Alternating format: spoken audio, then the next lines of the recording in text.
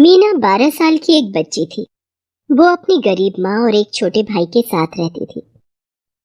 उसके पिताजी का देहांत हो चुका था और उसकी माँ काफी बीमार रहने लगी थी, जिस कारण वो कोई काम नहीं कर पाती थी। जिस कमरे में वो किराए पर रहते थे, उस कमरे से उन्हें निकाल दिया गया था। मीना और उसकी माँ दोनों को समझ नहीं आ रहा था कि वो कहाँ जाकर रहे। आखिर सर छुपाने के लिए कोई जगह तो चाहिए ही थी। तीनों एक कूड़ा घर में एक कोने पर जाकर रहने लगे। उनकी स्थिति बहुत ही खराब थी। रहने के लिए कोई ठिकाना नहीं था, इसलिए उन्हें मजबूर होकर कूड़ा घर के एक कोने में ही रहने को मजबूर होना पड़ा। घर में खाने को कुछ नहीं था। मीना को कुछ समझ नहीं आ रहा था, अपनी बीमार माँ और भाई का पेट कैसे भरे। मीना घर के पास ही एक बस स्टैंड पर भीख मांगने के लिए चली जाती है। मीना वहां खड़े लोगों से हाथ फैलाकर पैसे मांगने लगती है। बाबूजी, 1 रुपया दे दो। बाबूजी, 2 रुपया दे दो। मैंने 2 दिन से कुछ नहीं खाया और मेरी माँ और भाई भी भूखे हैं। इस तरह मीना सभी के आगे हाथ फैलाते हुए पैसे मांगती थी। कोई 2-4 रुपए दे देता तो कोई दुत्कार कर भगा देता। मीना के पास जो थोड़े बहुत पैसे भीख मांगकर इकट्ठे हुए, उससे ही कुछ खाने को लेकर कूड़ा घर की ओर चल पड़ी। अगले दिन सुबह फिर मीना वही बस स्टैंड पर भीख मांगने पहुंच जाती है। ये उसका रोज का काम था। भीख मांगने पर जो थोड़े बहुत पैसे इकट्ठे होते, उसी से उनका गुजारा चल रहा था। एक दिन मीना वहीं स्टैंड के पास भीख मांग रही थी। तभी वहां दिनेश नाम का एक व्यक्ति आया। दिनेश एक अधेड़ उम्र का व्यक्ति था। वो एक एनजीओ से जुड़ा हुआ था। दिनेश जिस संस्था से जुड़ा हुआ था, वो गरीब बच्चों की मदद किया करते थे। मीना जब वहां भीख मांग रही थी, एक व्यक्ति उसे डांटने लगा। भागो यहाँ से, हमारे पास क्या फालतू पैसे हैं जो तुम लोग रोज मुंह उठाकर भीख मांगने आ जाते हो? हैं? माँ बाप भी बच्चे पैदा करके मांगने के लिए सड़कों पर छोड़ देते हैं। भागो यहाँ से। वो व्यक्ति मीना को बहुत बुरी तरह से दुत्कारता है। मीना रोने लग जाती है। वहीं खड़ा दिनेश ये सब कुछ देख रहा होता है। वो मीना के पास आकर बोलता है, बेटा, तुम भीख क्यों मांग रही हो? बाबूजी, मैं 2 दिन से भूखी हूँ और मेरे घर पे मेरी बीमार माँ और भाई हैं। हमें खाना खरीदने के लिए पैसे चाहिए, तो मैं क्या करूँ? दिनेश सोचने लगता है कि कहीं ये बच्चे किसी गिरोह का हिस्सा तो नहीं, जो बच्चों से भीख मंगवाते हैं, या सचमुच ही से भूख लगी है और खाने के लिए पैसे चाहिए। अच्छा लो, मैं तुम्हें पैसे देता हूँ, तुम इससे अपने परिवार के लिए खाना खरीद लो। दिनेश मीना को कुछ पैसे देता है। मीना उसका शुक्रिया अदा करके वहां से चली जाती है।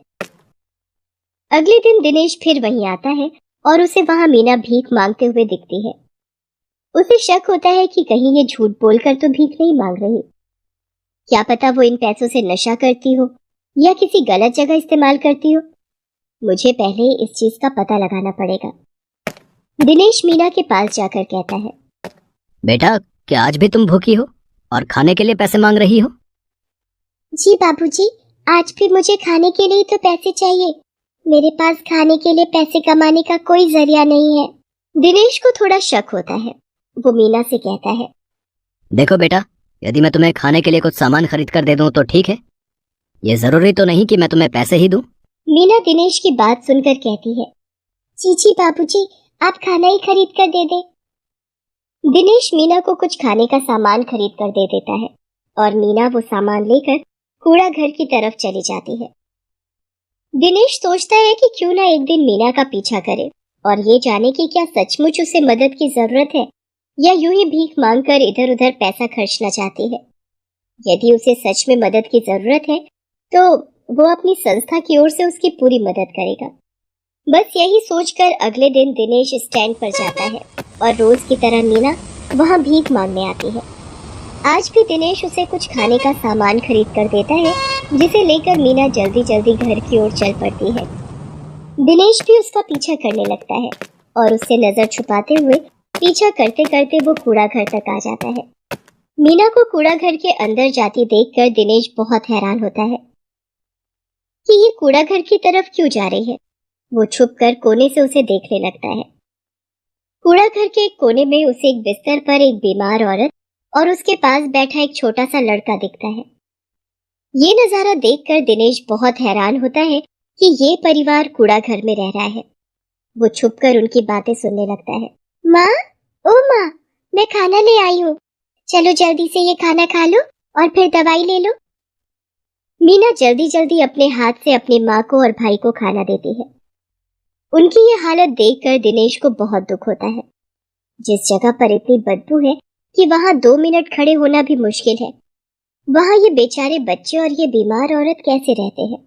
दिनेश उनकी मदद करने की इच्छा से उनके पास आ जाता है। मीना उसे देखकर बहुत हैरान होती है। आप यहाँ कैसे बाबूजी? इतनी बदबू वाली जगह पर कैसे खड़े हैं? मैं भी यही सोच रहा हूँ कि तुम लोग इतनी गंदी जगह पर कैसे रहते हो। मेरे पिताजी इस दुनिया में नहीं रहे। वो इकलौते ही हमारे घर में कमाने वाले थे। उनकी मृत्यु के बाद माँ बीमार हो गई और मैं और मेरा भाई बहुत छोटे हैं। मैंने कई जगह काम मांगने की कोशिश की, परंतु बच्चा होने के कारण मुझे किसी ने भी काम पर नहीं रखा।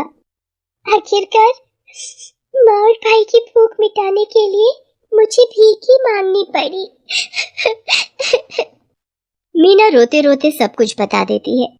मीना की माँ भी रोते हुए दिनेश से कहती है, बाबूजी, मुझसे बदकिस्मत दुनिया में कौन होगा जिसे अपने बच्चों को पढ़ाने के लिए स्कूल भेजना चाहिए।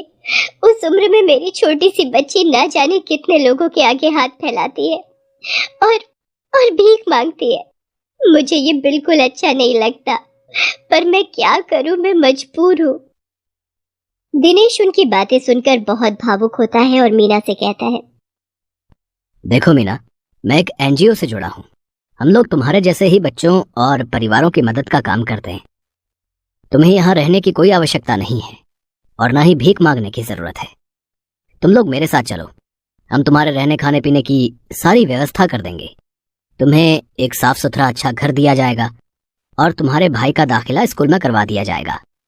हमारी संस्था इस बात का पूरा ध्यान देती है कि किसी भी बच्चे को पढ़ने की उम्र में काम ना करना पड़े। उनकी ये सब बातें सुनकर मीना और उसका भाई बहुत खुश होते हैं कि उन्हें स्कूल जाने को मिलेगा। मीना की माँ भी ये सुनकर बहुत खुश होती है और दिनेश का शुक्रिया अदा करती है। बाबूजी, आपकी बहुत बहुत कृपा होगी यदि आप मेरे बच्चों और मेरे लिए कोई रहने का इंतजाम कर दें। अगर मेरे बच्चे स्कूल जाकर पढ़ने लगेंगे तो मेरी सारी चिंता खत्म हो जाएगी।